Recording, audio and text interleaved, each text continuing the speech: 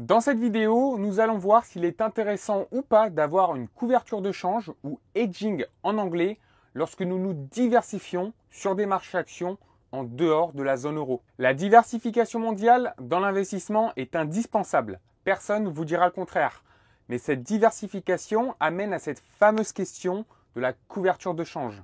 Par exemple, quand vous investissez sur un ETF américain, vous êtes exposé au dollar. Avec des taux de change entre devises, même pour les plus grosses qui peuvent varier de plusieurs dizaines de pourcents par an, faut-il se couvrir ou faut-il au contraire profiter de cette exposition à d'autres devises pour amener une couche supplémentaire de diversification? J'ai parcouru plusieurs papiers académiques et je vais être honnête avec vous, l'écriture de cette vidéo n'a pas été la plus simple. En effet, cette question est très complexe, même si au final, la conclusion reste assez simple. Bienvenue sur la chaîne L'Investisseur Avisé. Si vous aimez le contenu de la vidéo, abonnez-vous et laissez un pouce bleu sur le passage. Pour comprendre l'intérêt ou non d'une couverture de change, il faut comprendre comment le taux de change entre deux devises peut impacter votre portefeuille. En effet, lorsque vous investissez en dehors de la zone euro, vous allez avoir une double exposition à la fois au changement de prix de l'indice, par exemple le S&P 500, et au taux de change entre notre devise de référence, l'euro, et la devise de l'indice, par exemple ici, le dollar. Prenons cet exemple très simplifié pour comprendre. Si l'année N, le SP500 augmente de 10%, votre position sur un ETF SP500 devrait prendre normalement 10%. Mais c'est sans compter le taux de change euro-dollar, car l'indice SP500 est un indice américain, donc les entreprises sont cotées en dollars. Si cette même année N, le dollar a perdu 10% par rapport à l'euro, alors cette baisse va, entre guillemets, annuler les gains de l'indice SP500. Si l'investissement avait été fait sur un ETF SP500 hedgé à l'euro, alors avec une couverture de change, l'investisseur aurait profité de la hausse du SP500 sans être impacté par la baisse du dollar, mais potentiellement par d'autres frais que nous allons mentionner plus tard dans la vidéo. Maintenant que nous avons compris la problématique du taux de change et de son potentiel impact sur la performance de notre portefeuille, regardons les raisons de vouloir être hedgé et les raisons de ne pas vouloir l'être. Alors, dans les raisons d'avoir une couverture de change, nous avons premièrement, si l'on se diversifie de manière mondiale sur un ETF pondéré par capitalisation boursière, la zone euro va représenter qu'environ 10-15% de notre investissement. C'est-à-dire que les autres 90% sont faits en dehors de la zone euro, majoritairement aux États-Unis. Or, et c'est la deuxième raison, je pense que la majorité des investisseurs français vont vouloir jouir de leur investissement en faisant des dépenses en euros. Donc forcément, vous êtes moins tolérant au risque de change. In fine, vous investissez pour avoir plus d'euros. Et une troisième raison de vouloir avoir une couverture de change, c'est la potentielle forte tracking erreur de notre portefeuille avec un gros indice à cause du taux de change. Voir le S&P 500 ou le MSCI World faire 20% de performance, mais avoir un portefeuille qui fait 0% à cause du taux de change, cela peut être extrêmement dur à encaisser. Et comme d'habitude, cela pourrait engendrer des comportements contre-productifs, comme changer sa stratégie et adopter du hedging après ce genre d'année, sûrement au pire moment, et cela pourrait avoir un impact dramatique sur votre performance sur les années suivantes. Donc ça, c'était quelques raisons favorables à la couverture de change. Mais maintenant, regardons les raisons de ne pas avoir une couverture de change. Premièrement, la diversification. De la même manière que votre portefeuille n'est pas uniquement constitué d'actions françaises, pourquoi vouloir avoir un portefeuille uniquement constitué d'euros? Les bénéfices de la diversification sont également présents sur les devises. L'euro pourrait bien se porter alors que d'autres devises dévissent et vice-versa. Deuxième raison d'éviter la couverture de change, c'est par exemple si vous comptiez vivre aux États-Unis dans le futur. Vos futures dépenses vont être en dollars. In fine, vous investissez surtout pour avoir plus de dollars. Et la troisième raison d'éviter la couverture de change, et vous vous doutez bien que j'ai gardé le meilleur pour la fin, c'est le coût de la couverture de change. Les coûts sont multiples. Les plus importants sont notamment, premièrement, la différence entre les taux d'intérêt des banques centrales entre l'euro et le dollar. Quand le dollar est plus rémunérateur que l'euro, et c'est le cas en ce moment avec des taux directeurs de la Fed à 5,5% pour le dollar versus 4,5% pour l'euro, et comme c'est également le cas le plus souvent. Cet écart de rémunération des devises va être pris en compte par les banques lorsqu'elles vont fournir des contrats pour permettre aux émetteurs d'ETF de proposer des ETF avec couverture de change. Donc, in fine, cet écart de rémunération doit être payé par l'investisseur. Deuxièmement, cette couverture engendre des frais de transaction additionnels. Ces frais ne sont pas visibles dans les frais de gestion annuels d'un ETF, mais vont être imputés de manière invisible dans l'ETF lui-même, ce qui va engendrer sur le long terme une sous-performance. En troisième, l'effet de change résiduel est un coût supplémentaire pour la couverture de change. Je ne vais pas approfondir cet effet dans cette vidéo, mais vous trouverez des informations supplémentaires dans les sources trouvables en description. Regardons désormais quelques exemples chiffrés pour comprendre et surtout évaluer ce coût de la couverture de change. Nous pouvons commencer par utiliser les chiffres de cet article de PWL Capital.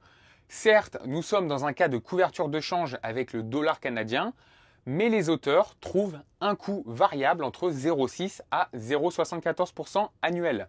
Évidemment, c'est un coût non négligeable. Pour apporter ma pierre à l'édifice, j'ai voulu faire un exercice similaire avec un ETF SP500 en étant français et donc en utilisant l'euro comme devise de référence. Ça tombe bien, nous avons à notre disposition deux ETF extrêmement similaires, le même émetteur, les mêmes frais de gestion, le même indice, sauf qu'un des deux ETF a une couverture de change pour l'euro et l'autre non. Et les résultats sont sans appel et sont visibles à la gauche de votre écran. La ligne bleue est l'ETF SP500 sans couverture de change. La ligne orange, l'ETF SP500 avec une couverture de change. La ligne turquoise, le taux de change euro-dollar. Sur cette période d'environ depuis début 2017 jusqu'à aujourd'hui à l'écriture de ce script, janvier 2024, l'euro a pris 0,25% sur le dollar, ce qui est totalement négligeable et parfait pour ne pas interférer avec mes autres calculs. L'ETF sans couverture de change a eu une performance de 148%, l'ETF avec couverture de change a eu une performance de 111%. Si on annualise cette performance, on obtient 13,85% pour l'ETF sans la couverture de change et 11,25% pour l'ETF avec la couverture de change, soit une différence de 2,6% de performance annuelle, alors que l'euro et le dollar sont quasiment au même niveau qu'il y a 7 ans. Donc la couverture de change coûte cher, très cher, alors que pourtant, en analysant la littérature académique sur le sujet, il est difficile de trouver des papiers mettant en avant des évidences pour utiliser cette couverture de change. Par rapport à la volatilité liée à cette couverture de change ou non, les conclusions sont souvent unanimes sur le fait que la couverture de change n'aura pas ou peu d'impact sur la volatilité d'un portefeuille investi sur le marché action. Je vous lis ce passage de l'étude To Hedge or Not to Hedge de Dimensional. L'impact de la couverture du risque de change sur la volatilité dépend principalement de l'ampleur de la volatilité des actifs par rapport à la volatilité des devises. Les actions ont tendance à être plus volatiles que les devises et déterminent la volatilité globale d'un portefeuille action.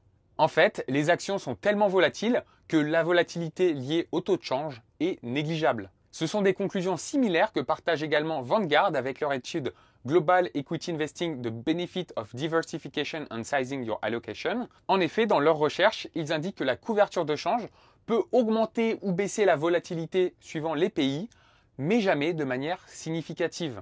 Pour finir sur la volatilité, il est important de noter l'effet parachute du dollar américain qui représente la devise majoritaire dans un portefeuille bien diversifié. En effet, lors de crises boursières importantes, comme nous avons pu le voir avec la fin de la bulle Internet, la crise financière de 2008 ou la forte baisse des marchés en 2022, le dollar devient la valeur refuge et sa valeur augmente notamment contre l'euro.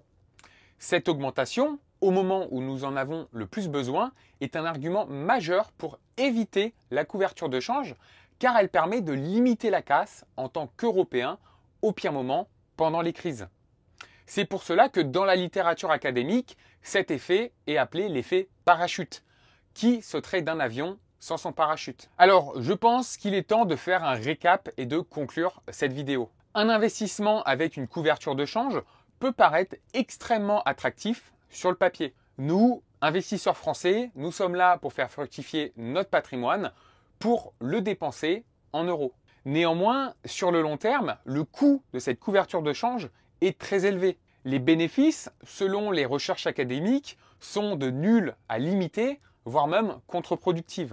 L'objectif d'un investisseur est de limiter au maximum les coûts afin de pouvoir récupérer le plus de performances provenant des marchés financiers. Pour ce faire, en étant français et selon les recherches académiques, il semble que constituer un portefeuille sans couverture de change semble plus avisé.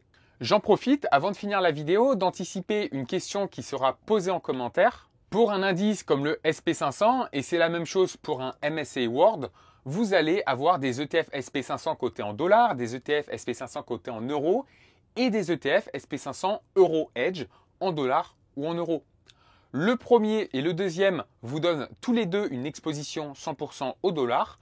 Même si vous achetez l'ETF en euros sur votre compte titre ou votre PEA, vous allez avoir une exposition 100% dollars. Il faut bien différencier la monnaie de cotation et la monnaie d'exposition. La monnaie de cotation sert simplement à faciliter les échanges et limiter les frais par rapport au taux de change. Si vous êtes un investisseur français, vous avez dans la quasi-totalité des cas intérêt à acheter un ETF coté en euros pour ne pas payer de frais de change lors de l'achat de cet ETF. Pour la couverture de taux de change, ça sera indiqué par le terme hedge dans le nom de l'ETF avec la monnaie d'exposition. Et vous, quel est votre avis sur la couverture de change? Est-ce que vous en avez une dans votre portefeuille? Dites-moi en commentaire.